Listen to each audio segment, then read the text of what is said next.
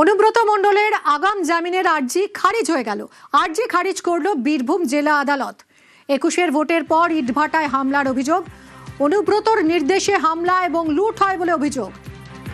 সেই মামলাতে আগাম জামিনের আর্জি জানিয়েছিলেন অনুব্রত মণ্ডল, আর সেই আগাম জামিনের আর্জি খারিজ হয়ে গেল।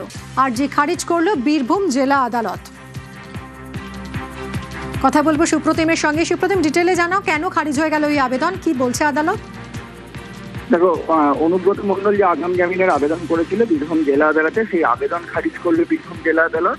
এবং যে অভিযোগ হয়েছিল তাতে লেখা রয়েছে যে ইটভাটায় 2021 সালে ভোট পরবর্তী হিংসার ঘটনায় এক ইটভাটা মালিকের ইটভাটায় হামলা চালানো হয় এবং সেখান থেকে প্রচুর ইট লুট করা হয় এবং যার ইন্ধনে ছিল অনুব্রত মণ্ডল, এমনটাই অভিযোগ।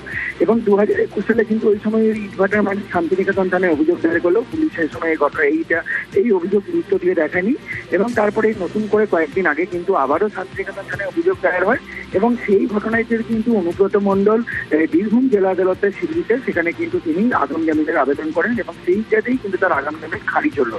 এবং আদালতের যেটা পর্যবেক্ষণ, যেহেতু ওই ঘটনায় সেই সময় তার নাম সরাসরি উঠে এসছে এবং সেই কারণেই কিন্তু তার আগাম জামিনের যে আবেদন সেটা খারিজ হয়েছে।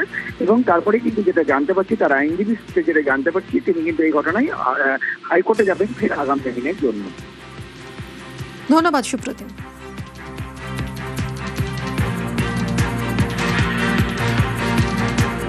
One bail petition has been filed by one Anubrata Mondal in the District Session Judge Court for anticipatory bail.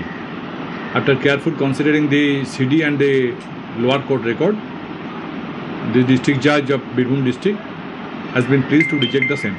Under Section 379 and some other sections was there. Bail petition made by one Mr. Somnath Mukherjee. News flash নিবেদন করছে